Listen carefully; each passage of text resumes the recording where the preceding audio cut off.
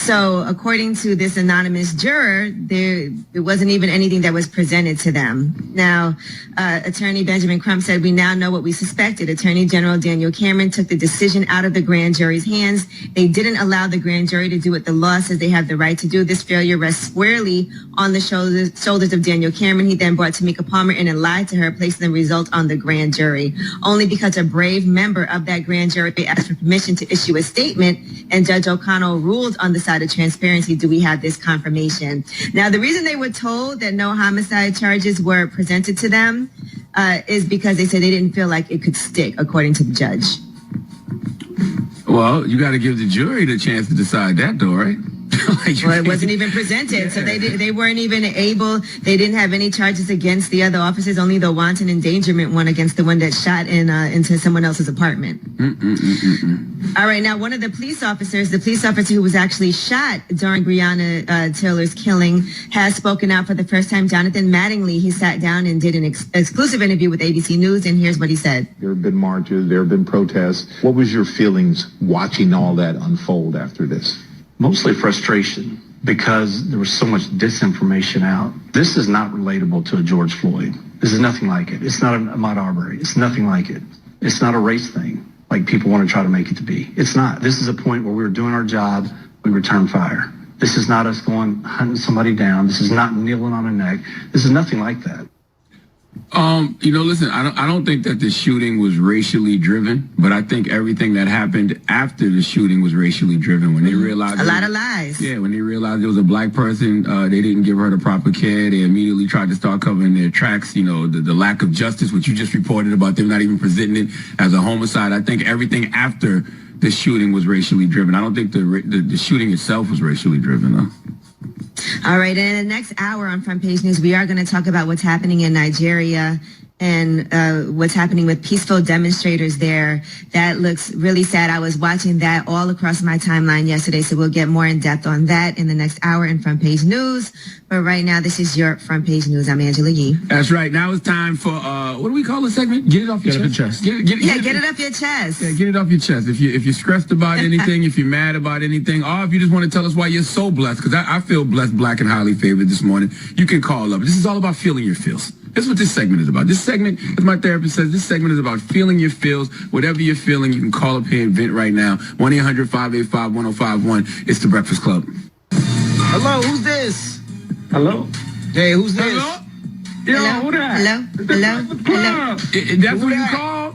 Look, check this out, man. Charlamagne, first time in a long time, you off the hook on this one. Let me tell y'all something, man. Next time y'all pull a plug on me when the brother trying to get his voice out, it's going to be love. Look. Who pulled the plug on you? Yeah, who did you dirty? Yo, check.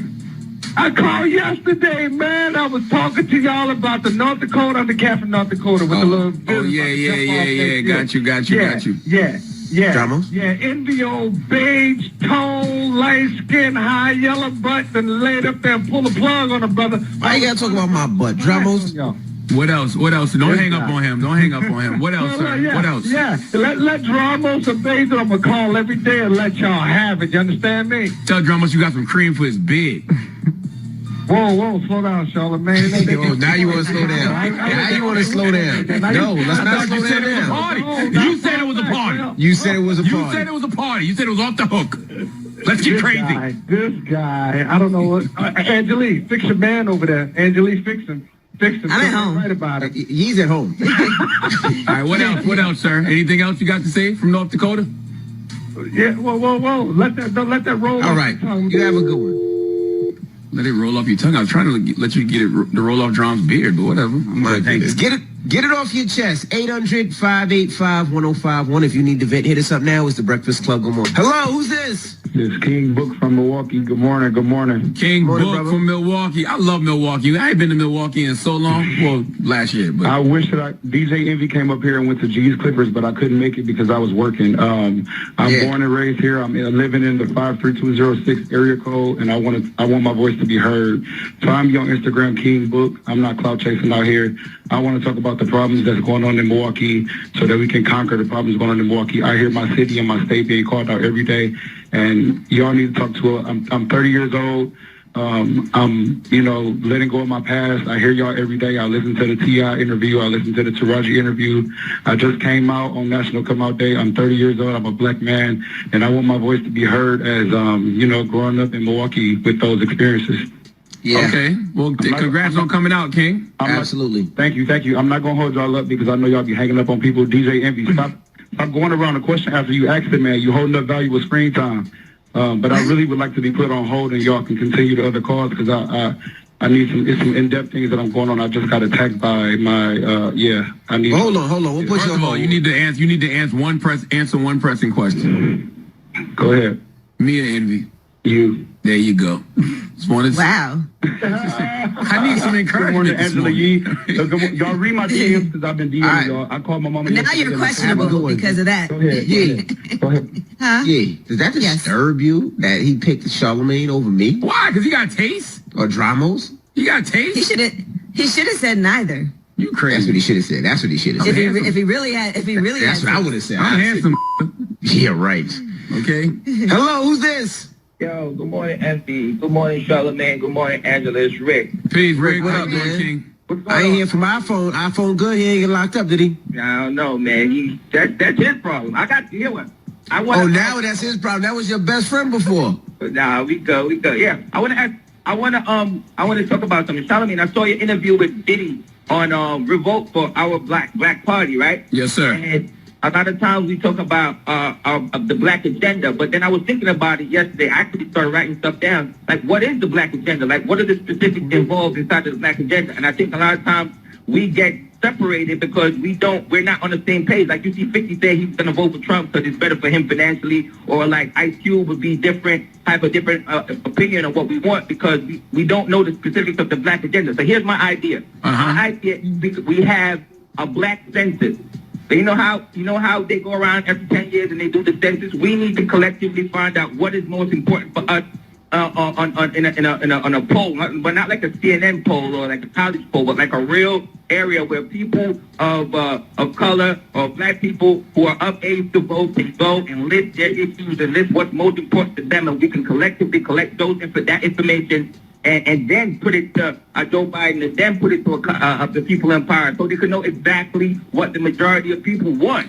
I'm not mad at that. I mean, it's a lot of different black agendas out there. I mean, Alicia Garza has one with Black Future Lab. But don't you think that's a problem? If we're only 16% of the population, but we have 8-9 different black agendas, we need to know. I think a lot of the black agendas if you satisfy a lot what everybody needs, though. Well, if you look at the three main issues that black voters these are based off polls. The three main issues that black Who's polls? I don't know the black people they polling. I'm not talking about the agenda. I'm talking about in general the three issues that black people care about the most right now: coronavirus, racism, and economics. And I think personally, you can never lose if you have an agenda that's just trying to increase the economic mobility of black people. Mm-hmm. Absolutely.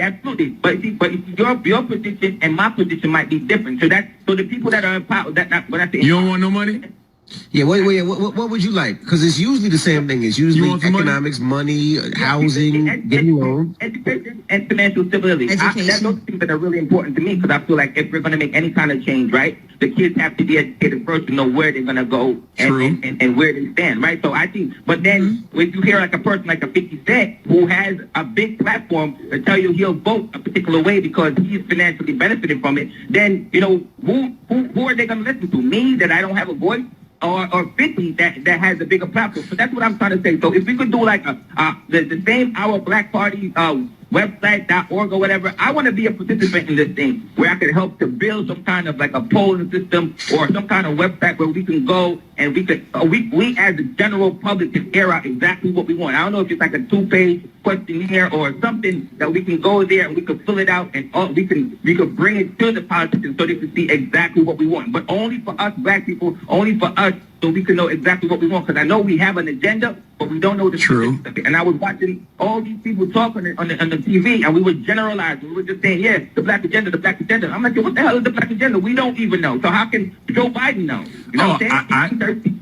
I definitely know what I want. But thank you, man. And yes, go to Our Black Party. And please keep in mind, Our Black Party, you know, it wasn't launched by Diddy. It was actually launched by, you know, Mayor Candace Hollingsworth and Dr. Wes Bellamy. So, you know, those. Yeah, I was watching them yesterday. I was watching Candace and Wes Bellamy, and that's where the idea came from in my mind. Because I'm like, yo, we don't know exactly what we know that there is a black agenda. We want to be in the topics of conversations, but we don't know specifically what everyone wants, and that's why we get scattered sometimes because we can't come together to say, okay, this is exactly what we need to knock off the list every time. So thank you. I know I be on here sometimes bullshit, but this one I really had some real stuff on my mind. So yes, you did. All right, well, thank you for calling, brother. Get it off your chest. 800-585-1051.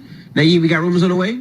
Yeah, listen, there was so much activity yesterday. There's so much going on online between Tory Lanez going live and Sada Baby trying to get canceled. So where do we start today? Let's talk about a rapper who is now being sued, and that is all for having sex with a girl when she was 13. All right, we'll get into that next. It's The Breakfast Club. Good morning. We are The Breakfast Club. Now, we want to pay your bills. Win $1,000 towards your expenses. Thanks to our partner, The General.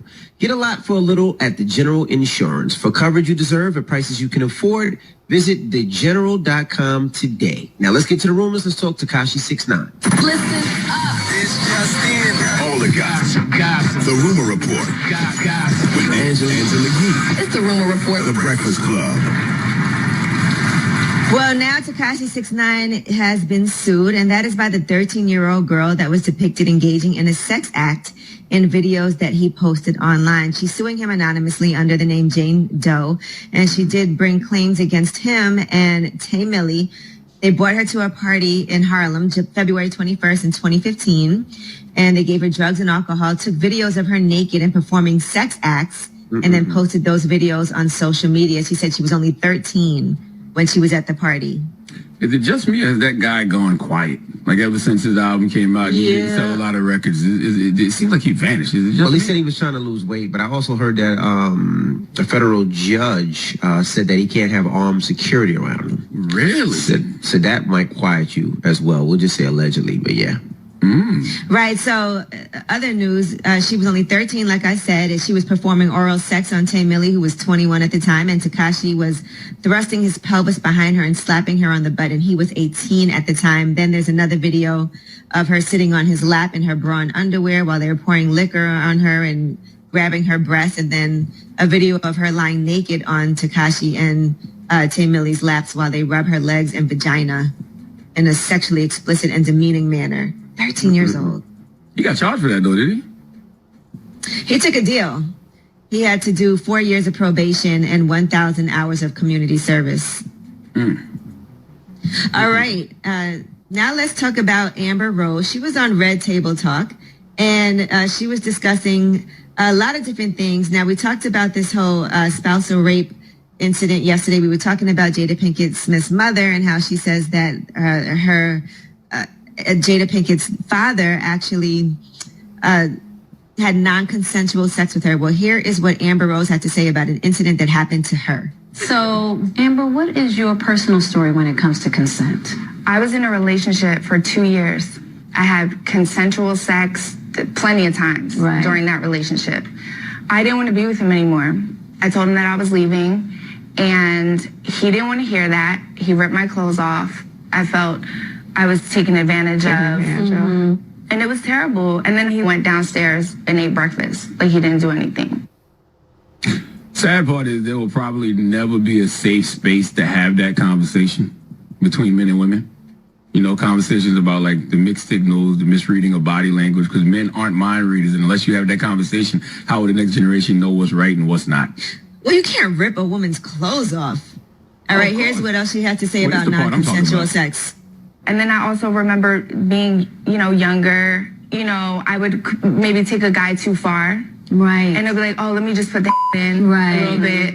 Yeah, and I was like, no, I kind of don't want to. Not just a little bit. And then it's full on sex. And I'm just laying there like, I don't want to do this. Right.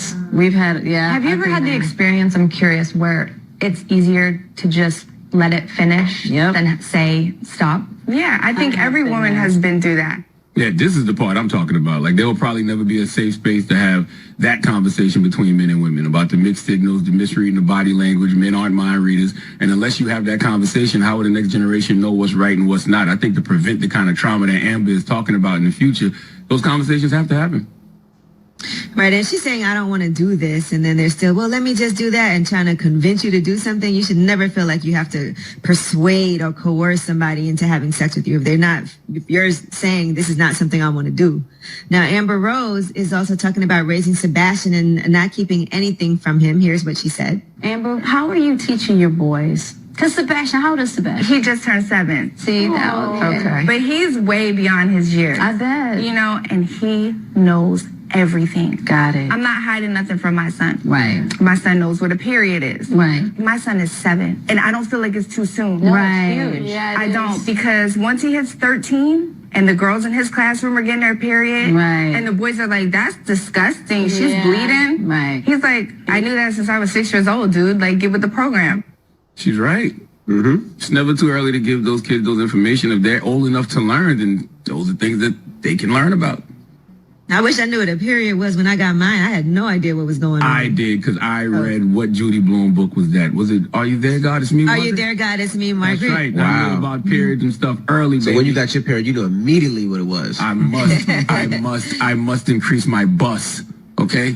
But that, you know, the beauty about that is my mother would always encourage me to read things that didn't pertain to me. So that's what I would read. I would read Judy Blume and Beverly Clearly, and you would read about stuff like that. So you know what, though? When in Are You There, God? I still didn't know what a period was. I knew she couldn't wait to get it. I just didn't really understand what it meant and what it was. I mean, they explained it in the book pretty much. But I'll tell you, my parents did not explain that to me. And when it happened, I didn't know what was happening. I was like, what's going on? And you grew up in Brooklyn, you probably thought you got shot. All right, well, I'm Angela Yee, and that is your Rumor Report. All right, well, we got front page news coming up. What are we talking about? Yes, and let's talk about what's happening in Nigeria. Innocent people, peaceful protesters are getting shot and killed. All right, we'll get into that next. It's The Breakfast Club. Good morning. We are The Breakfast Club. Let's get in some front page news. The last night World Series, right?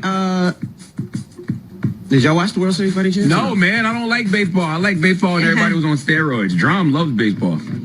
Drum, did you watch it? Nah, Yankees got eliminated. I'm gonna stop watching now. I thought you got to support all Dominicans. What? And Puerto Ricans. I support all my Latino brothers. So you should be watching nothing to do with that, though. Well, the Dodgers beat Tampa Bay 8-3. Now, what else we got, Yee? Well, let's talk about what is happening right now in Nigeria. I want to make sure that people are aware. There's these, and we talked about this briefly because I saw NSARS was trending, and this was a couple of weeks ago when we discussed it, and now people have been shot and killed. Witnesses said up to 12 people were killed and others wounded. That's when soldiers opened fire on some peaceful protesters. The state governor is saying, though, that there were no fatalities, even though they said about 25 people had been wounded. There is an indefinite 24-hour curfew that has been imposed on Lagos and other regions as well. Protesters had been gathering, and they said, according to witnesses, that some uniformed officers just came up and started shooting at the crowd. Now, the protest started over a now disbanded police unit, the Special Anti-Robbery Squad. That's what SARS stands for. So when you see NSARS trending on social media, you know what that's about. And they did disband that, but they want more changes in Nigeria. So even though they're having peaceful protests, people are getting shot and killed. And there's a lot of footage when you look at the hashtag online, you can see it's really sad and horrifying to watch as these officers come and just start firing on demonstrators. Yes, salute to all my Nigerian brothers and sisters. I am not informed about SARS the way that I need to be. I'm waiting to be downloaded properly, but I'm not sure I have the bandwidth. You know, it's a lot to take in, a lot going on. Well, it's important because we saw the protests that they were doing as we were protesting police brutality here in the United States. Yeah, so I just want to make sure that everybody is aware and spreading awareness. Yeah. And I do see a lot of people posting about it. And if you just search the hashtag, just Google it on, anywhere, you can find out more information. So how do we end SARS? It's like ending SARS is that that's the Nigerian version of like end police brutality? Yeah, so originally, like I said, it was a special police unit, and they were kidnapping people and they were intimidating people, killing people. And so they did disband that particular unit, but they do need more police reform there. Just like we need it here, they need it there as well. Got you. All right. Now I get it. Right. So awareness is one of the most important things. Now, here in the United States, the latest on the coronavirus pandemic, they are saying that cases are rapidly accelerating, and the country did top 60,000 new infections yesterday. It's triple what the daily average was back in June as they started easing restrictions. They say COVID-19 cases in children in the United States jumped 13% in the first 2 weeks of this month. Yeah, so I mean, school started. Work starting back. I mean, so what do we do? Because it is spiking. So do we close the country again? You know? Well, I don't think so. That's what you're gonna say. Right. Well, I was going to say the levels are rising so much, and I think it is important. People think that it's just safe to be outside without masks, not social distancing, and like all the experts have been telling us, make sure that you are wearing a mask, not to do anything that is unnecessary, and take those precautions in getting tested so you know that you're not spreading it. Don't go to these super spreader events. Right. Yeah. As people have been going. I get so confused about this because I look back at the last pandemic, which was swine flu in 2009, and 60 million people in America had it. And there was 250,000 hospitalizations. Like, why didn't the country get shut down then? How many people died? Well, because they said it was only 12,000 people died, but they said, a lot. Well, compared to the over 200,000 people that have died so far here in the United States this time around, what they said was in that particular situation, first of all, they said it was the flu, and they knew that the mortality rate was not that high. Most people didn't die from it. It was kind of like getting the flu. But they were it was like 0.001% chance that you could die. The percentage of coronavirus is low too, but they were shutting the country down. 0.65%. They were shutting the country down when there was at like 5,000, 6,000 people here for coronavirus this year. So I'm just saying. But they said they knew it wasn't. It's not as deadly. It's definitely not as deadly. The way to contract it was a lot easier. That's the reason why. And they also said that Obama at the time did try to make it more serious than it was. And a lot of people were saying, oh, he's making this too big of a deal. This is political. And they were the ones that actually were saying it shouldn't be as big a deal as Obama was making it at that time. How do you make something, how can something not be a big deal if 60 million people get it and 12,000 people died and 250,000 hospitalizations? Like, that is a big deal. So Obama reacted the way he should have to the situation. No, he did. And that's what I'm saying. And at that time, people were telling him that he was overreacting and trying to make it political because he was trying to make it a bigger deal. And my point with what you just said is, what do we do now? Like, we see the cases rising, but that's people my question. Still got to go to work, still got to go to school. Did we overreact before? Or do we just continue to do what we're doing now? Like, what do we do? That's all I'm asking. That's a good question. I mean, I don't think we overreacted, but I mean, do we shut the country down and try to save more lives, or do people continue to lose their houses, their cars, their businesses? I think people are messed up out there. Stop gathering and having these huge events. If you can work from home, work from home. If anything that's unnecessary, don't do it if you don't have to. And wear a mask all the time and wash your hands. All right. Get tested. Coming from the people who've taken several vacations this year and been in the club. And guess what? Every time, I haven't been in any club, but I have gotten... I have gotten tested. I have gotten tested every time I've gone somewhere. I always wear my mask. And when I was on vacation, I was in a villa away from everybody. So, I do take my proper precautions. And I live by myself. So I'm not going to infect anybody in my home. All I hear is come home and quarantine. Talk from both of y'all. I know I've gotten tested 8 times and haven't gotten it. Well, you was out with South Carolina. Then you was out. She said 6. She did. Yesterday, you was with Diddy. You was with Diddy. Diddy was just on vacation. That wasn't me. It was a hologram. Oh, now it's a hologram. I got tested before I hosted this event with Damon John, and I just got tested again this week. All right. Well, that is your front page news. Now, when we come back, comedian Joe Coy will be joining us. We'll kick it with Joe Coy. So don't move. It's The Breakfast Club. Good morning. We are The Breakfast Club. We got a special guest on the line. Our buddy, our pal. He started off the conversation with, I'm getting old. Ladies and gentlemen, Joe Coy. I'm sorry, man. I'm trying to adjust to this Zoom. I can't do it, man. I got my 17-year-old son is one that set this all up. He went to bed. I don't know how to turn it on. Still. Don't be like Jeff Toobin and get caught off on Zoom. You know Jeff Toobin, the CNN legal analyst, he got caught off on Zoom. I'm not gonna lie though. I'm doing this interview, Charlamagne, like Winnie the Pooh. I have a nice top on, but nothing but shorts underneath. Just regular underwear. Why you trying to look, Charlamagne? Tilt the camera. Let me see. What's wrong with you, Charlamagne? Oh, that ain't Winnie the Pooh. Winnie the Pooh don't wear no shorts, Joe. Come on, you tease. All right, let me take them off. Let me take them off. Goodness. You're No. a tease, Joe. Let me take them off. Let me see, Joe. Take it off, bitch. Bend over. Let me see. What's wrong with Sweet you? Joe Coy. We just lost him. We just lost Joe Coy. Joe Coy took off his pants. Charlamagne started rapping to him. And then all of a sudden, we lost Joe Coy. Man, what is going on? What are you mad at? It just makes me mad. Like, this is so unprofessional, man. It's like I'm at home in front of a chimney, right, Angela?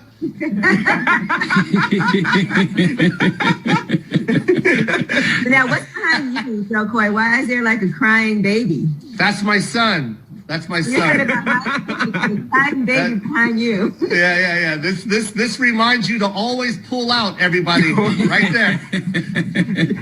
I thought that was so interesting to watch you and your son sit down and for you to play some of the jokes that you told at his expense. Oh man, I thought that was the most fun because a lot of people think I'm making the stories up. I'm like, I'm not making them up. I'll do it in front of my mom. I'll do it in front of my son. It's just it was fun to actually see him respond to the jokes personally. That was a lot of fun. Mm-hmm. Especially the masturbation joke, because that's embarrassing to talk about your son masturbating and then he's right there. Angela, I almost didn't do that joke, and then he came to the taping, my Netflix taping, and literally he walked out and said, "You have to close with that joke, Dad." But I wasn't gonna do it. I swear, I was like nervous to do it.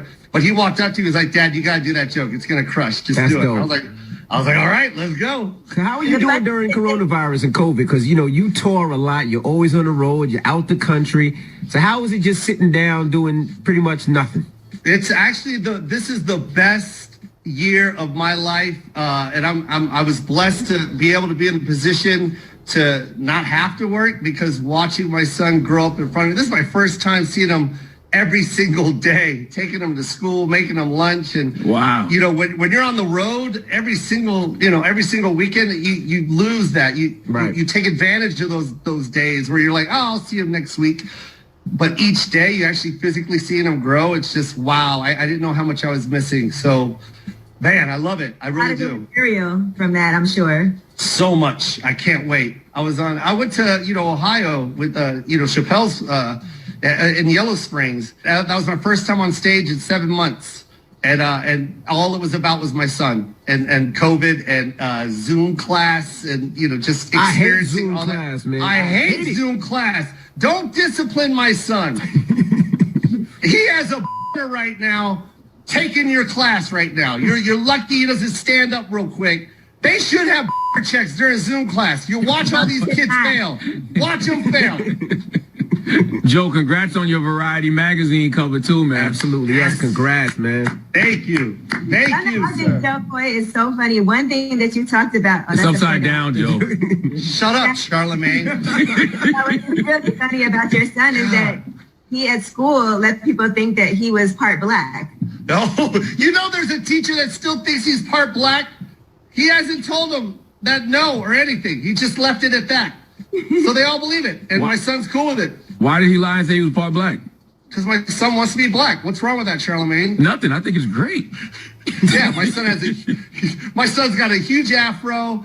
To be honest, I really do think he's part black. And I'm cool with it too. The son.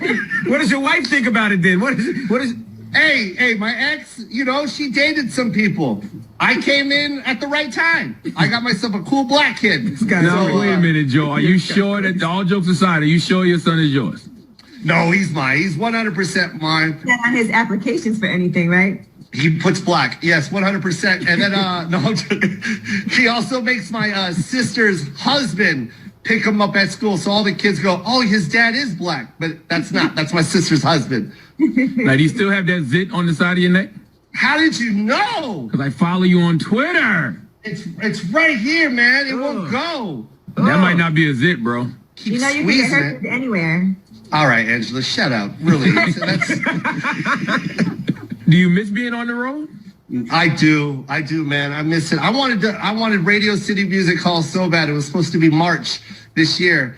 And we have to keep postponing it. We have to wait till New York opens up. So, but I am getting ready to go on tour. I'm doing the, social distance tour. And, there are certain states that are allowing like 30% capacity right now. So I'm getting ready to do those cities right now. So I got to get on stage, man. So it's going to be empty. So how is that going to feel? Basically, a place that's pretty much empty. I don't care. I need to get on stage, man. When I did Chappelle's spot, that was a dream. Did you try the mushrooms? Because you told us about some mushrooms. Dude, he's got this mushroom drink. No, I didn't do it, but yeah, we were all gone. Believe me. What were you on, Joe? What's your drug of choice? Wow, man. If it's not herpes from Angela Yee, it's Charlamagne wants to know what drugs I'm doing. At least I didn't just pin an STD on you. I didn't pin a drug on you. I asked you. Yeah. Joe, before your herpes, do you do heroin? Exclusive. Are you masturbating on heroin? Quick question. We'll be right back. All right, we got more with Joe Coy. When we come back, don't move. It's the Breakfast Club. Good morning. We are the Breakfast Club. We're still kicking it with comedian Joe Coy. Charlamagne? What else did you miss out on this year that was going to absolutely take the brand of Joe Coy to another level? We were getting ready to shoot that special. I got a fourth one with Netflix, which is fine because I want to do another one anyways. I feel like this year's a little too soon anyways. So I want it for 2021. But, the movie, I got the movie with Steven Spielberg's company, and we're going to shoot that early 2021. But 2020 was supposed to be the year, but here we go. We're getting ready to do it for 2021. Don't breeze past that. Steven Spielberg. I know. It's mind-blowing, Charlamagne. Check this out. So we get the call after Coming in Hot comes out, and, it's Amblin, and we go do the just a general meeting, and the first thing they say is, Steven can't stop talking about you. And I looked at my manager, and then I looked at them. I was like, are we talking about the same Steven, or is this Steven from accounting? Because I don't really care about Steven from accounting. And they're like, no, it's Mr. Spielberg loves your work, and he can't wait to work with you. And fast forward to right now, this is the movie that's going to happen. So can you tell us what it's about? It's Easter Sunday, man. It's about Easter Sunday, and it's my whole family and what happens during that one day. So they love the story, and I can't wait for the world to see it, man. Congrats too for being recognized in San Diego with your own day in honor of Filipino American History Month. Man, Charlamagne, you're really touching. I'm proud of you, Joe. I know, but thank you, Angela. But usually it's Angela and Envy that praise me, and it's usually you that shoots me completely down. That is not true, 100%. And I'm speaking, and Charlamagne, I'm speaking on behalf of every guest on your show. That's all I'm saying. That's all I'm saying. Is this nothing you haven't heard before? But that's everyone on your show. So thank you so much, Charlamagne. Well, I'm doing this because being that you're preparing to go perform in front of 30% of audiences, it's only going to be 30% of an interview that we actually do today. So it's going to be short. So I'm just getting all of this out the way now. That's all. Oh, man. Only when you talk, Charlamagne, do I masturbate. So I just want that to be in your head right now.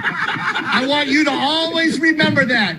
Only when I spoke to him, he began to masturbate. So just keep that in your head, Charlamagne. Remember that. Every time you eat something, go, man, this looks like Joe's right now. And it is. It is. And that's all for you, Charlamagne. How do we always get the penises? How do we always get the penises? Because it's him. I didn't say nothing about Joe. Charlamagne, every interview, it's you. You're the one that brings up.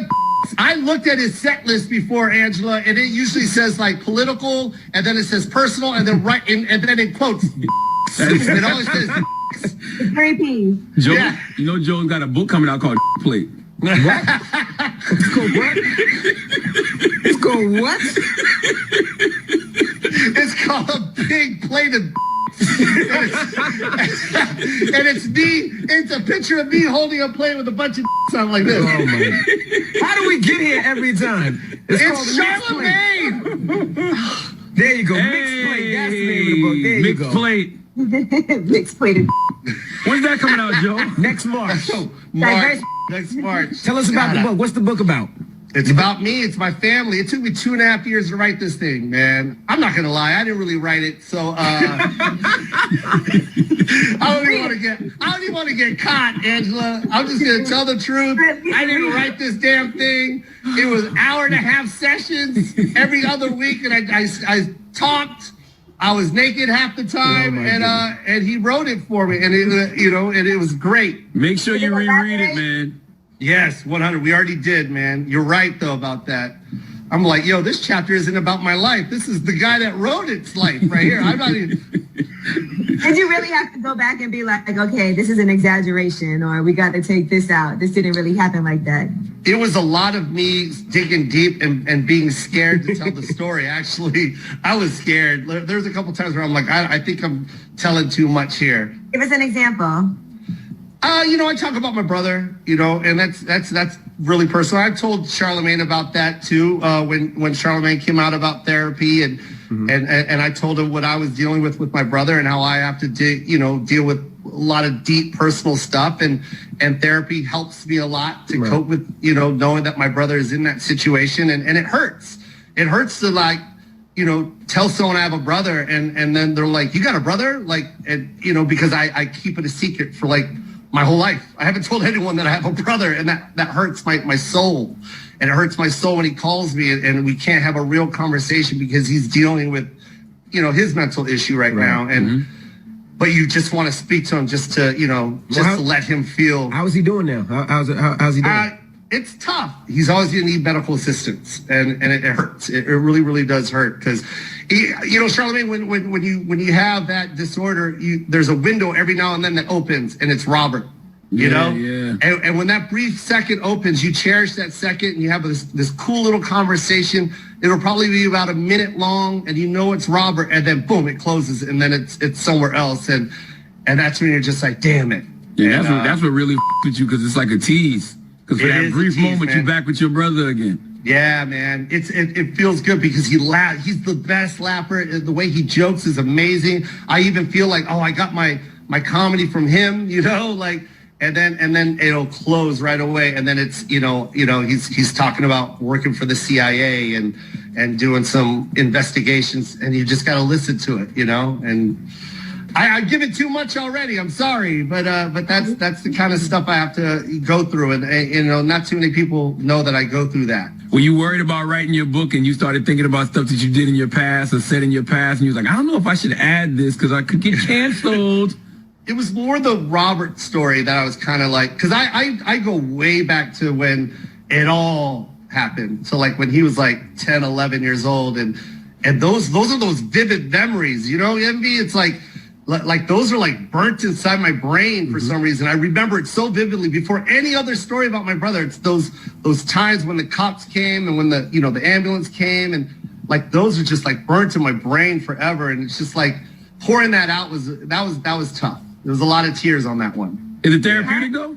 It is. Like I said, Charlamagne, when you came out and said that, man, really, when someone says something publicly, but you feel like they're talking to you, that's how I felt. That's why when I said that to you, I wasn't trying to, smoke. Yeah, I wasn't trying to you up like we normally do, which is something we enjoy. True. We both enjoy that, Charlamagne. True. It is very true, you guys. Charlamagne off on his knees. And I don't know if you guys remember that, but he came clean. I heard. Yeah, we found out. And ever since that interview, I've been off on my knees. That's so we right. have this connection now. We do it each together. other when y'all do it? We do it together. Sometimes we'll FaceTime, but who holds the phone? That's right. We do it together. We call it hour. But honestly though, I felt like you were talking to me, man, and it takes a lot to tell people that publicly that you need therapy. So, when you did that, and I was like, okay, Charlamagne's open about it. I could be open about it. All right, we got more with Joe Coy when we come back. Don't move. It's The Breakfast Club. Good morning. We are The Breakfast Club. We're still kicking it with comedian Joe Coy. Charlamagne? Are you concerned about what's going to happen after November 3rd or on November 3rd? Of course. Who is it? Are you voting for Trump again this time? Yeah, me, Ice Cube, and 50 Cent are having a party. True.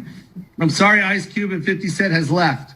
Cube is just presenting a black agenda, and he's presenting it to whatever party is interested in it. That's all. Yeah. He's just engaging on both sides. Yes. But if you vote now, I will send this What to is everyone. that? It's- Joe Coy. That's you? Yeah. Yeah. Yeah. Oh, that is so me. cute. Joe Coy, you popping. Why you ain't send that up to her, Joe? I will right now. I was sending. Where's the clothes you said you were sending me? It's at your mailbox. Have you ever checked it, or is there 10 cars in front of it? Now, Joe Coy, don't you feel it's crazy that he won't purchase those items in support? Joe called me and said, I'm going to send you your clothes. Send me your Yeah, size. I did. I sent you everything. I'm going to look. Man, you are a liar, and you've always been a liar. I didn't see it.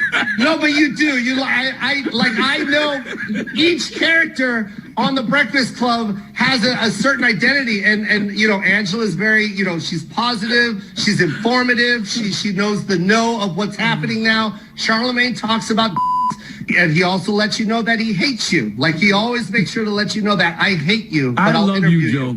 I do. I love you too. And then MB, you're a liar. Like, you always lie. He does lie a lot, Joe. You do lie a lot, MB. And he does like For no reason. Like yesterday, yo, listen, the other day, he lied about two things. Cardi B was on. What was Cardi talking about, Yee? Oh, she was talking about her nipples being, you know, because from breastfeeding, that her nipples. now listen to this lie, Joe. And Envy goes, that happens to me too. I I'm did like, not what? say that. That's not what I said. Well, Envy does have a lot of kids, and I'm sure he has to help out. My kid, no. Oh, yeah. You know what? It's a buffer. It's a buffer nipple before the real nipple. So, like, okay, look. It lets the baby start to suck, and then when the real is ready, then he moves it on. So it's like, you're a fluffer. You're a fluffer. I'm a fluffer. Oh, good. You're a fluffer. Okay, listen, we're almost up to the 30%. Where can I find that Joe Coy doll? That's right. I can't. Well, you know what I'm going to do to that doll? What are you going to do to that? I'm going. Wait till I get my hands on that doll, Joe. And why did you turn it around for him, Joe? What'd you say? Why did you turn the doll around for him? I just wanted you to see. Well, the backside is the most appealing. Am I right? What did that say? Charlemagne was here? From the What did that say? From the ghetto to the Getty. It's my outfit that I wore on the special. Thank you. He gave all of us that jacket. That Yes. jacket. I got that. Yes. Those are for sale? That doll? Yeah, you can get. Yeah, man. Go to joecoy.com or Funko, and yeah. I'm going to order 69 of them right now. Back to Hawaii. I was supposed to go to Hawaii, but then they shut it down until just recently. They just opened back up. So when are you going back there? Yeah, Yee's been out, by the way. Yee's been traveling. She's been out. No quarantine for Yee. No sit her ass I at don't have home. no kids. I'm not married. I'm not worried about infecting anybody else in my home. Yeah, it's kind of illegal what you're doing too, Angela. Putting the world in danger. But go ahead and spread that New York virus, girl. Like, just go wherever. She's a super spreader. She's a But I tell you super what, spreader. I bet you I got tested more than both of y'all. Nope. I think you're a liar. Think about it. Okay? I think you're a liar. I think you got tested once and you just want us to believe you because you're so innocent and pure. I think you're a liar. I think you're going to go to Hawaii Joe, fully infected. Didn't you have to get tested as soon as you got there? I just did a TV show where I'm hosting this competition, and we got tested 3 times, sometimes a week, 2 to 3 times a week. And even in Yellow Springs, as soon as you get there, and I went twice, and then I just hosted something for Damon John. I got tested to even be able to go there a couple of days ago. And before you travel, some places you have to get tested. Like if you go to Hawaii, you have to get tested and submit the test results before you can even go. Yeah. Have you gotten tested? I gotten tested about 8 times. Angela, don't let us catch you in a lie. If this goes public, that you're positive wherever you land, you're going to look so stupid. You're going to look so stupid. Because you're telling the world that you've been tested, and then you end up in Mexico, and it's all over TMZ.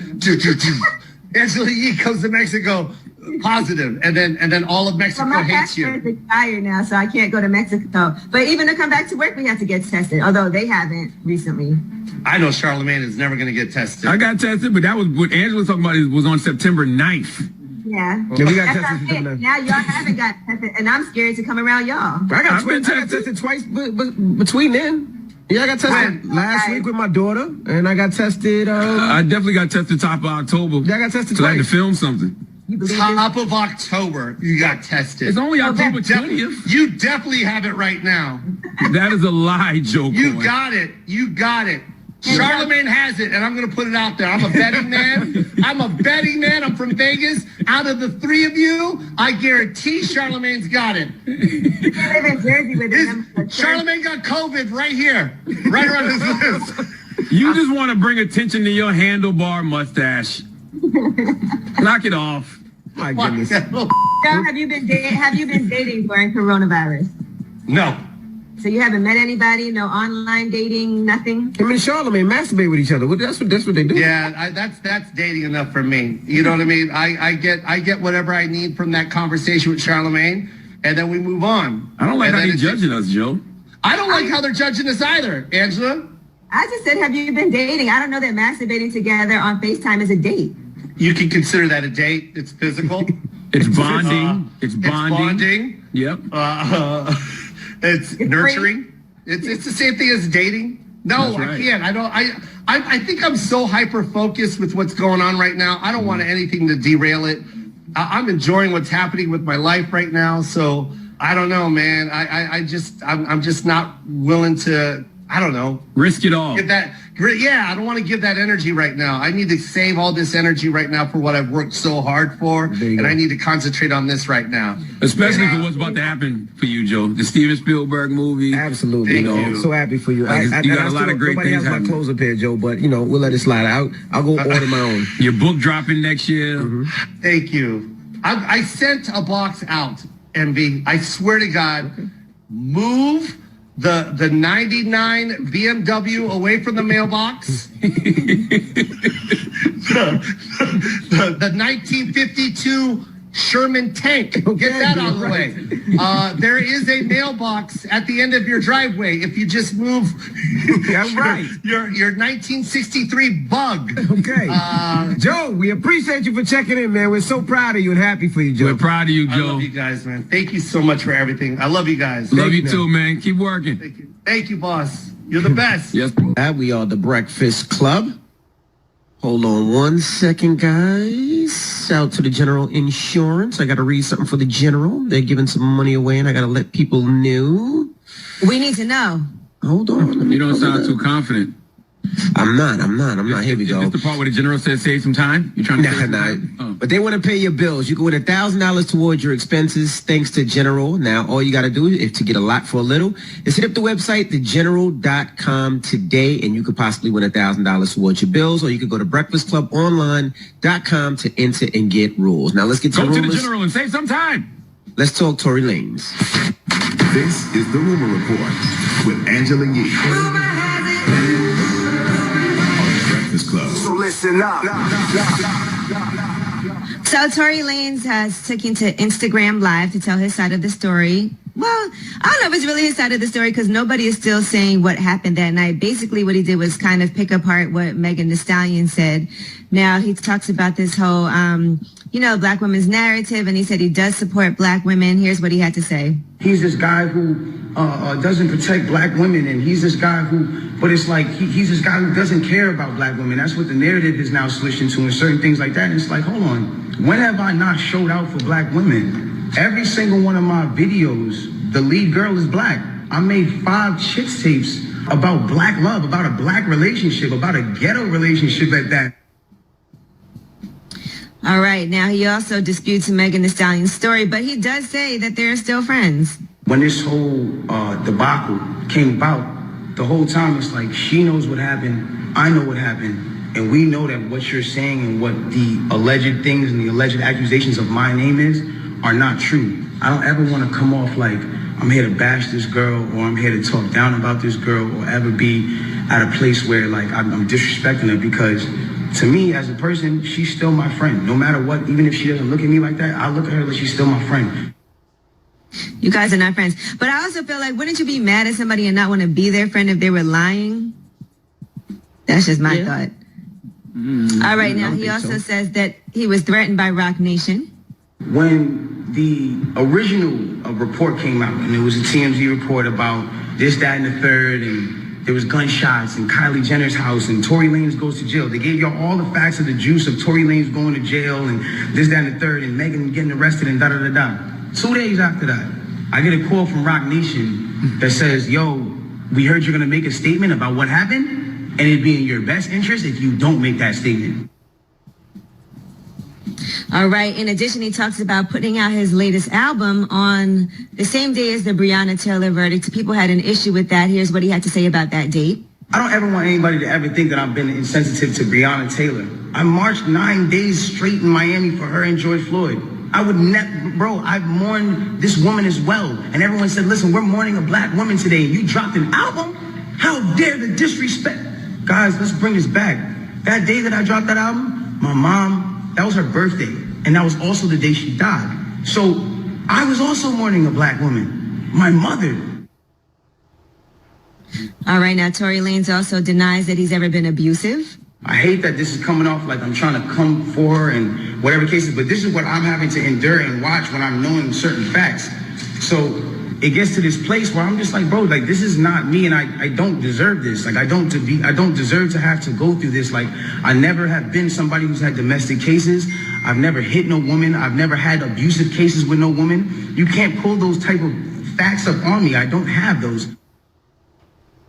All right, so there's a lot more to it, and I'm only playing this as firsthand. I know a lot of people have been getting emails, and there's been, according to Megan Thee Stallion's team, a smear campaign against her. I feel like he does have to go to court, so I don't know why he's saying all this on social media right now.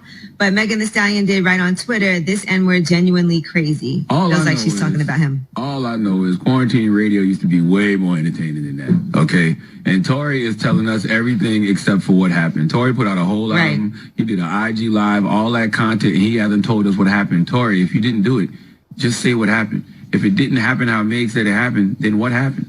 I have no problem with him telling his side of the story. Just, either say it in a court of law, and if you're going to talk as much as he's talking, just say what happened. If you didn't do it, just say it. He had said his own lawyers told him not to talk about it. But you're talking. Like you're talking about everything except for what except for what actually happened. If you I don't think he can talk about it. I don't think he can talk about it. He's what's going to the court. point? If you didn't do it, just say who did. If it was an accident, say it was an accident. I don't know what the story is, but albums and long ass IGs about the situation without telling us what actually happened it's a waste of time. All right, well, that is your rumor report. All right, thank you, Miss Yee. Now, Charlamagne, who you giving that donkey to? This man named George Daniels. You know where George Daniels is from? Guess. Just guess. He's from Florida. Oh boy. Can you imagine if your boss said, you know what? I'll tell you. 4 after the hour. All right, we'll get into that next. It's the Breakfast Club. Good morning. They are loud with their support.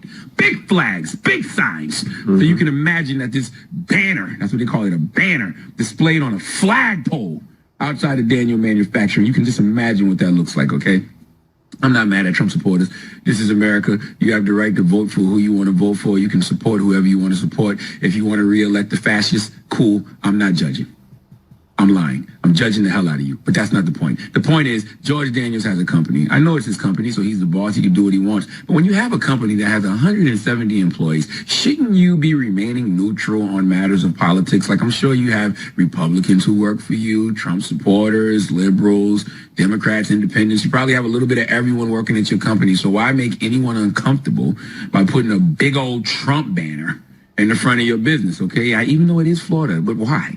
All right, there's a part of me that really misses when people kept their politics to themselves, okay? There was a time where politics, religion, and who's the greatest MC of all time between Biggie and Pac, there was a time when we kept those opinions to ourselves because we just didn't want the smoke. We knew it would cause problems, okay? And when it causes the most problems is when people try to force what they believe on you, okay? I can't force my religion on you. I can't force my opinion of Biggie and Pac on you. And I can't force my politics on you as well, okay?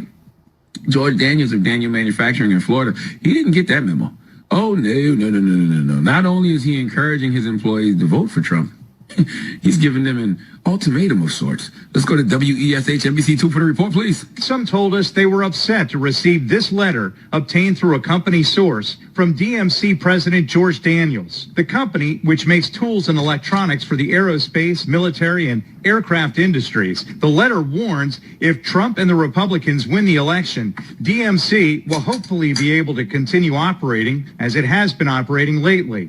However, if Biden and the Democrats win, DMC could be forced to begin permanent layoffs beginning in late 2020 and or early 2021. Stan Smith says the letter, which he considered offensive, is one of the reasons he's quitting. Other workers who told us they were too afraid to be fired to speak with us said they felt intimidated by the letter. I checked campaign contributions with the federal government, and George Daniels has contributed just in this election cycle more than $600,000 to President Trump and PACs that are supporting him and other Republicans.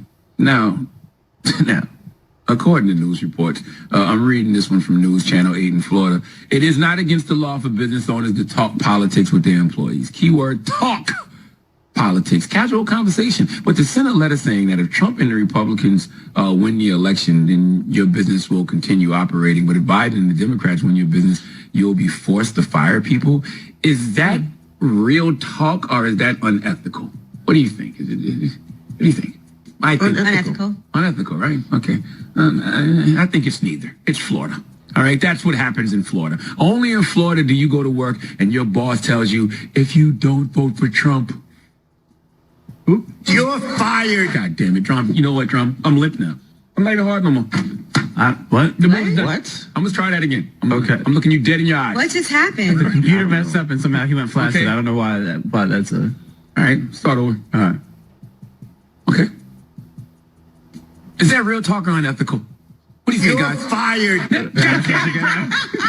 Trump! Follow me here. Okay, all right. Sorry. This is great. Act 3. This is wonderful. Action. Is that real talk or unethical? What do you think? What do you think? Is that real talk or unethical? Unethical. Yeah, I think it's neither. I think it's Florida. Okay, that's what happens in Florida. Only in Florida do you go to work and your boss tells you, if you don't vote for Trump, you're fired. God damn it. Finally. Thank you, Trump. Jesus. Sorry. I really want to know how would you play this if you work for this company? Like, some people say they are quitting. Some people say they didn't want to speak up because they didn't want to be fired. Some folks said they are voting for Trump. All I know is George Daniels of Daniel Manufacturing, your company makes tools and electronics for the aerospace, military, and aircraft industries. You must have a real monopoly on the marketplace, because the same way you want to fire people for not voting for Trump, I wouldn't shop with you because you want to fire people for not voting for Trump. Okay, one's politics should not cost you a job. Period. Full stop. Now, George Daniels didn't release this. Well, he did release a statement. Let's hear it.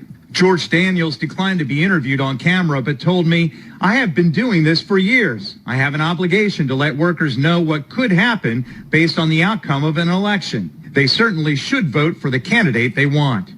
I can vote for the candidate I want, but if I don't vote for the candidate you want, I'll lose my job. All I can think when I hear this story is living in Florida is a choice. Okay? Is the weather in Florida really worth this? Yeah, it is. It is. But please give George Daniels the sweet sounds of the Hamiltons. Oh, now you are the donkey of the day. You are the donkey of the day. Yeehaw. Sidebar, wasn't George Daniels R. Kelly's manager for a while? Also, that's a different George Daniels, actually. Oh, okay, just checking. Mm-hmm. Okay, Yee. All right. Up next is Ask Yee. 800-585-1051. If you need advice, relationship advice, or any type of advice, call Yee now. The number again is 800-585-1051. It's The Breakfast Club. We are The Breakfast Club. Now, let's get to some Ask Yee. 800-585-1051. If you got questions for Yee, you could call her right now. Hello, who's this? Yo, this is Mike. Mike, what's up, man? What's your question for Yee? What's up? So I just started a new job or whatever, but I used to own a business in Chicago. I'm in Las Vegas now, and I was thinking about restarting it up, but I got a 2-year-old now, so it's a little bit different. I can't really afford to just take too many risks right now, so I'm calling really asking. Go ahead, I'm listening. What kind of business? I was just asking. I'm selling furniture online, basically. But I started off doing it as a delivery driver, and I ended up using him as my distributor, start my own company, business license, EIN, the whole nine. But it's basically just selling furniture online without the actual store. So most of it was delivery, cash on delivery, that type of thing. But I just host ads online. And so when I started the business, I was doing $10,000 a month in sales. And that's starting with $0. Like $0, just the idea and just posting ads and hustling. So that's the idea of it right there. Okay, so you can't have a job and also start this business again online? That's a good option. I mean, honestly, I'm doing like crazy hours, and like I said, with a 2-year-old, I barely even like got time for sleep at this point. And you know what else too? I would say this because it's an interesting time, like for starting a business. I'm actually starting a new business right now too, and are you doing this all by yourself, or do you have any partners? See, I'm not gonna lie, that's the tricky part, because in Vegas, I don't have nobody. So I really, and in Chicago, when I did in Chicago, I was doing it with all my homies. I was putting them on, paying them for delivery and everything. It was a good little system, but I don't have nobody here. So the whole idea is really to move back there. And I'm not really sure if that's really something I want to do either. But it is an online business right now. Was there anybody that you feel like that was one of your people that you put on back in Chicago that you feel like could really step up to the plate and go hard and actually? Yes. Like, that is the goal. That is amazing. That would be amazing. So why not have a conversation and see if... And why not see if you never know if somebody is like-minded like you and they have some type of interest in the business and a stake in it, that would also take some of the work off your plate so everything wouldn't fall on you. You've already worked with this person, so you know what their work ethic is, and maybe they would be willing to come out there too and put in that work with you. So you don't, I think a lot of times we feel like we have to start a business by ourselves and not have help from anybody. And it is important for us to realize that everything doesn't have to be only on you. And it's great when you guys have different skill sets that you can bring to the table so that can really balance each other out. Thank you. All right, good luck, man. Damn, John. All right, sounds like he cut off. John's so disrespectful. I wanted to at least get the man's website so we could see the furniture. That could have really helped him. That was Dan, for the record. Producer Dan came in here fingering my buttons and... Whoa! Wow! I was right here. I didn't smell anything. well, to our friend Mike, who was just on the line, if you could send us your website for your furniture business so we could at least see it, that could be helpful for your business as well. Goodness gracious. All right. Ask Yee. 800-585-1051. If you need relationship advice or any type of advice, call Yee now. It's the Breakfast Club. Good morning. We are the Breakfast Club. We're in the middle of Ask Yee. Hello, who's this? What's going on? This is Dustin from Detroit. What's up, bro? What's your question for Yee? Me and my girl, things are going well. I'm confident this is the woman I'm going to marry. So we've been having conversations about, future kids and the names and stuff like that. And she grew up with more culturally diverse names, and I want to name my son after me, and she doesn't want that. She wants a more ethnic, more black name. What's your name? Dustin.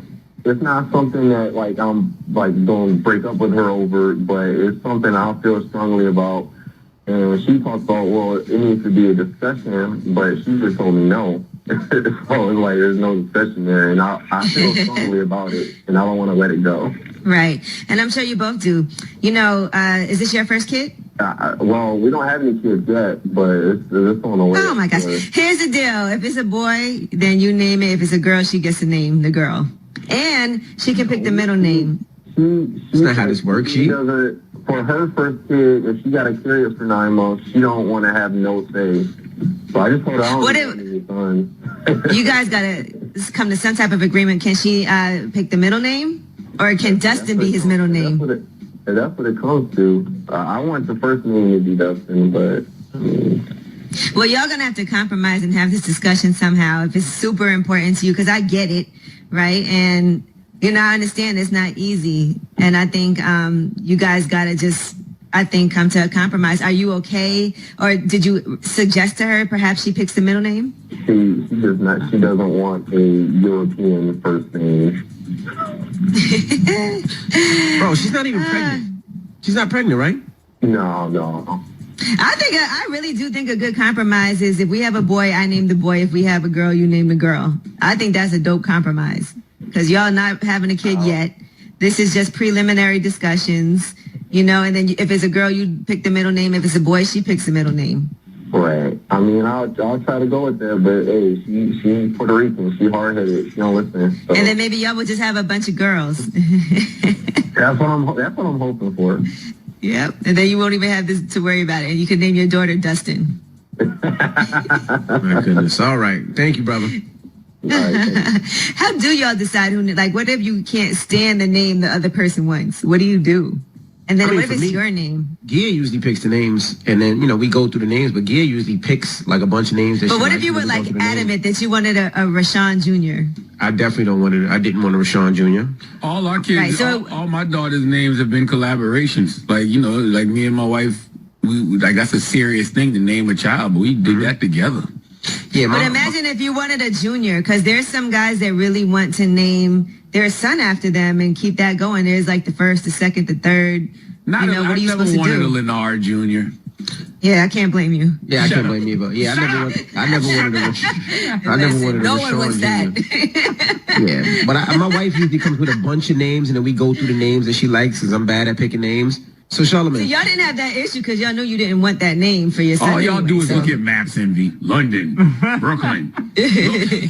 But there's a theme, Logan brother. Airport. There's a theme. That's why there is a theme. Is that where they were conceived? It's none of your business. There would be 3 babies if they were conceived. They had no baby in Brooklyn. Well, he is from Brooklyn. I was born in Brooklyn, so that's why we decided to. No, but he's saying that's not where they were conceived. No, is what he asked. Not at all. Okay. All right. Well, Aski, we got rumors on the way? Yes, and let's talk about this cancel culture. We'll talk about Sada Baby. He just recently blew up with his remix with Nicki Minaj, and now they're pulling up some old tweets. All right. We'll get into that next. Keep it locked. It's The Breakfast Club. Good morning. Always been a liar. Ah, man. Shout out to Joe Coy for joining us this morning. We talking? Mm-hmm. Yeah, we on, man. What are you talking about? You good? Oh, hey, how are you? You're a liar, and you've always been a liar, according to Joe Coy. And we do lie a lot. You do lie a lot. I don't. Yes, you do. Especially how I lie a lot. Just lied again. Yes, you do. When you get under pressure, not lie. Oh, my God. I don't. But anyway, we want to pay your bills. Liar. You're a liar. You've always been a liar. Win $1,000 towards your expenses thanks to our partner, The General. Get a lot for a little. The General Insurance. For coverage you deserve at prices you can afford. Visit thegeneral.com today. Now, you can go to thebreakfastclubonline.com to enter and get rules. All right? I wasn't lying. All right. Now, let's get to the rumor. Let's talk Sada Baby. It's about time. What's going on? Rumor report. This is the Rumor Report with Angela Yee on The Breakfast Club. Well, Sada Baby hit 1 million followers on Instagram, but unfortunately they pulled up some old tweets. Now, y'all know I'm a fan of Sada Baby, but these tweets are pretty offensive.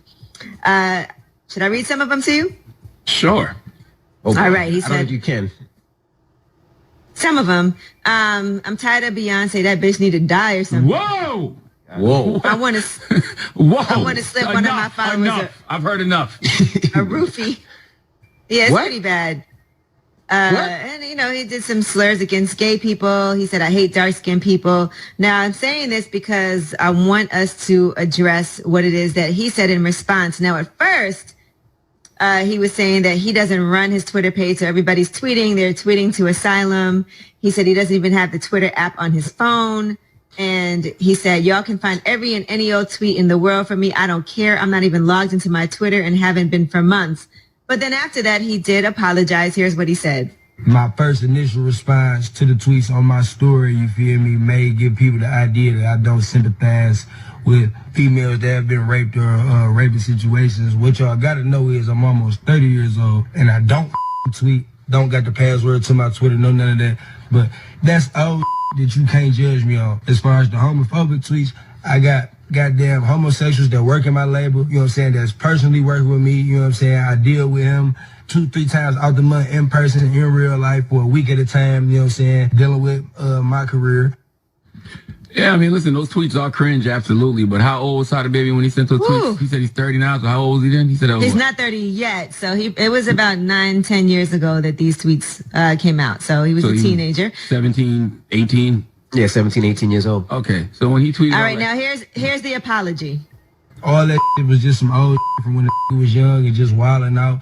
I don't stand on none of them views. Them views is not Casada of today, you feel me? I'm a grown, different, whole type of man, and that understand that like that is not acceptable. You understand what I'm saying? So I'm apologizing for my old views or any type of tweets that I said from back in the day, and I hope don't nobody hold no grudges on me, you know what I'm saying?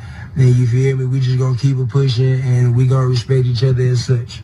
Yeah, you got to get the brother some grace. He was young back then. He said it's not acceptable. He understands when the tweets were foul. He apologized. You got to give the brother some grace. You have to acknowledge that folks grow. I don't know him. I don't listen to him, so I don't know what he puts out there now. But he said some wild, inappropriate stuff back in the day. He apologized for it. He said he's grown from it. You got to give him some grace. You got to. Yeah, I was going to DM him and be like, look, you need to just apologize, because at first he wasn't, and then listen. That's all you can do is acknowledge that you were wrong and say, I am sorry. Like, that was wrong. Even I am shocked reading this now. And then the best apology is always change behavior, right? And also, too, I often say your past, you can forgive, but it's the pattern you can't rock with. You can forgive somebody for something they did in the past, but if it's a pattern that they're still doing now, I can't rock with that. But I mean, if the man says he's grown and he's evolved, you got to give him some grace. Y'all humans going to learn to start giving other humans the grace you want God to give you. All right. Now, Young Buck's girlfriend allegedly fired a gun at him during an argument in Tennessee. They were at home, and she at some point allegedly picked up a firearm and let off a few rounds. So there's an image. Somebody says they witnessed the incident, and they said it's unclear if anybody was struck by gunfire or where she was aiming, but she was arrested and booked for reckless endangerment with a deadly weapon. Now, if that was the other way around, Young Buck would be getting crucified right now in the media. So it should be the same energy, right? Yeah, you cannot be firing shooting at somebody. There's a picture of her shooting at somebody. Yeah, that's crazy. Yeah, I don't think anybody thinks it's a positive thing at all. I don't feel that energy. Timbaland and Swiss Beats have made a huge announcement about Versus Season 2, and one person that they already know that is going to compete and wants to compete is Busta Rhymes. Now, here he is talking to Fat Joe. T.I.'s a legend, king of the South. Would you battle or celebration of hip-hop, of music, T.I. on Versus? From one brother that loves you to my brother that knows I love him, I'm begging you to step in the ring with me. I'ma bust your ass. And let me tell you something. We're gonna do it with grace, but I'ma bust your ass. Come on, T.I., let's have fun. Busta Rhymes is phenomenal, one of the greatest performers of all time, but he don't want no smoke musically with T.I. That's not even a good matchup. Like, Versus, don't get goofy on us in Season 2 now. Busta versus Missy is the matchup. Busta versus T.I., that's a terrible matchup, bro. Well, I don't think that's a great matchup. Why? I mean, I think Busta and Missy will be great. I don't see this matchup. And what happened to the concept? Didn't they say Busta and Missy were supposed to go back and forth? Hey. That's supposed to be behind the scenes, man. See, I can't tell you nothing behind the scenes. Well, I don't be knowing why I be hearing this stuff. That's why I stopped you, man. Oh, I thought that was public information. I just be listening. Both of y'all be running your mouths. I don't be knowing I'm not supposed to say nothing. Don't say nothing around me then. I just want to say, just like Reason said on his album, y'all men gossip more than we do. I love a good gossip. That gossip. I don't know if he really said that. I'm not gonna lie, I do love some good tea. You know what's so funny? That story Angela told earlier this week. What was that story? About who was it? Ryan Henry? Ryan Henry, yeah. Oh, yes. Well, I discussed that about 7 more times this week. What's wrong with you, man? I told you. With men and women. Oh, my God. Men can sit there and lie and act like they don't like some good tea, but that was some good tea. You hear me? At first, he was acting very uninvolved. I know, I was fronting. I don't know who Ryan Henry is. I don't want to know this story. I was fronting, but it was good. You go, girl. You liked it too, Envy. Whoa. Okay. Anyway, all right. That is your rumor report. Any last gossip things you need to know about Charlamagne? No, I just want to know who do y'all think would win in a Busta T.I. matchup, hypothetically, even though I think it's a terrible matchup, and I think T.I. wins that easily. What do y'all think?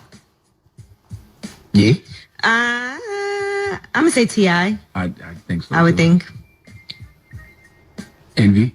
But it's just different. I also feel like it's just different, like the genres. It is. It's not even. That's what I said. I just don't even. It's not even a good Can you do Leaders of the New School? Can you play Leaders of the New School? That's what I said yesterday. I said, can we do Leaders of the New School? Because that's really digging further back. I don't know that you could compare any of that to. Exactly. I personally love all that stuff, but that's just not good in a battle versus T.I. Like, no. John, what do you think? Because Envy scared dancers. What do you think? I said Buster. You ain't hear me? I said Buster. No, I did not hear. Say it with your chest. I said Buster. You don't even mean that. What do you think, John? I say T.I. Buster and DMX would actually have been a good one, I feel like, energy-wise. Oh. Remember when Charlamagne and Busta almost got into an altercation? Hey, let's not talk about the past. Why are we talking about the past? I remember that. You're still making jokes about that all these years later. I almost got into an altercation because she was making jokes at the time it was happening. She was laughing at the time it was going down. I was drunk. Busta rah-rahing at me like a dungeon dragon, and she's thinking it's funny. The funniest part of the whole incident that happened was that it was at Nobu. And the person that broke up the fight was Boo, Akon's brother. And somebody said, the real question is, why is Boo at a restaurant called Nobu? My goodness. That is a great question. He's obviously not welcome. It clearly says Nobu. All right. Revolt will see you tomorrow. Everybody else, the People's Choice Mix.